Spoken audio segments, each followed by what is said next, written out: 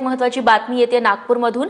गेल्या काही वर्षांपासून राज्याची उपराजधानी असलेलं नागपूर शहर हे वाढत्या गुन्हेगारीच्या बातम्यांसाठी नेहमी चर्चेत राहिलं होतं।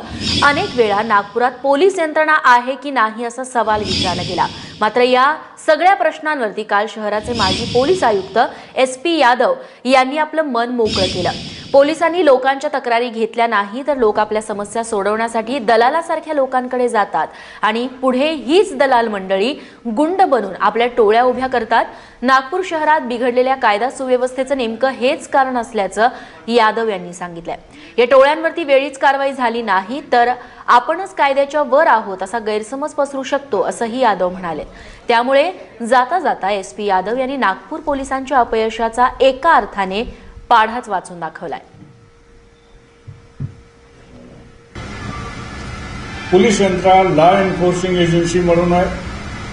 त्यांनी जर जनतेच्या तक्रारीच्या वेळीच दखल घ्यायला हळूहळू कमी केले किंवा बंद केले तर त्याचे दुष्परिणाम असे होतो की जे लोक दुखवलेले लोक आहेत, ज्यांच्या तक्रारी आहेत, ज्यांना कोणी त्रास देत आहे, त्यांना जर समाधान कुठेही मिळत नसेल तर ते कुठे जाणार। पोलीस स्टेशनमध्ये काही दलालांचा वावर होता, त्यांच्या मार्फतीने ज्या प्रकार करणे आणि शेवटी हा एक नवीन ग्रुप तयार होतो ज्याला म्हणतात आपण वेगाबॉन्ड या किंवा गँगस्टर या गँग म्हणून। त्यांना हळूहळू असं जनतेमध्ये आभास निर्माण करायला वेळ लागत नाही की आम्ही सर्वात मोठे माणसं शहराचे दादा आहोत, आम्हाला कोणी पोलीस टच करू शकत नाही, कायदा आमच्यासाठी काही नाही आहे, आम्ही सर्वोपरी आहोत। आणि म्हणून आणि काही वेळा ते पोलिसांना सुद्धा देखील ऑलवेज इन गुड ह्युमर म्हणून पोलीस आनंदी असतात। ठीक आहे, आम्हाला काही घटना घडली मग दाखल करायची, त्याच्याशिवाय पूर्व उपाययोजना ह्या लोकांना कसे बाकडेवर बसवता येईल किंवा यांना बंदिस्त करता येईल हे शहरात अजिबात विलुप्त झालं आहे।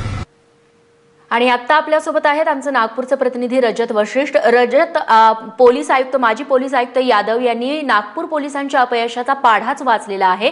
सामान्य नागपूरकर आहेत ते या मताशी सहमत आहेत? नक्कीच रेश्मा, सामान्य नागपूरकर आहे ते या मताशी सहमत नसतीलच। कारण जर पोलिसांकडे लोक गेले आणि पोलिसांनी तक्रारी घेतल्या नाही त्याच्यानंतर लोक दलालांकडे जातात आणि पुढे हेच दलाल गुंड बनतात असं पोलीस आयुक्तांनी सांगितलेलं आहे। त्यामुळे नागपूर पोलिसांनी मधल्या काळात आपलं काम योग्यरित्या केलेलं नाही हेच त्यांचं म्हणणं आहे। त्यामुळे जर नागपूर पोलीस आपलं काम नीट करणार नसतील तर नागपूरकर पोलीस आयुक्तांच्या या मताशी सहमत होऊ शकत नाही की नागपूरच्या लोकांचं हे चूक नाही आहे, पोलिसांनी आपलं काम का केलं नाही हे महत्वाचं आहे। आणि सोबतच जाता जाता पोलीस आयुक्तांनी जे मत व्यक्त केलेलं आहे की नागपुरात अनेक श्रीमंत आणि प्रभावशाली लोक असे आहेत ज्यांनी कधी काळी गुंड म्हणून काम केलेलं आहे। त्यामुळे नेमकं त्यांचा उल्लेख कोणाकडे आहे, ते कोणाकडे संकेत करतायत याचा खुलासाही त्यांनी करायला हवा होता। मात्र नक्कीच नागपूरच्या गुन्हेगारीची मूळ समस्या कुठं दडलेली आहे।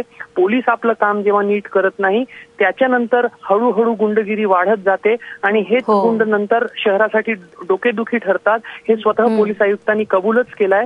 त्यामुळे येणाऱ्या काळामध्ये नागपूरची गुन्हेगारी थांबवायची असेल तर याच्यावर उपाय शोधणं गरजेचं आहे हे एका प्रकारे पोलीस आयुक्तांनी सांगितलेलं आहे। रजत, धन्यवाद तू दिलेल्या या माहितीबद्दल।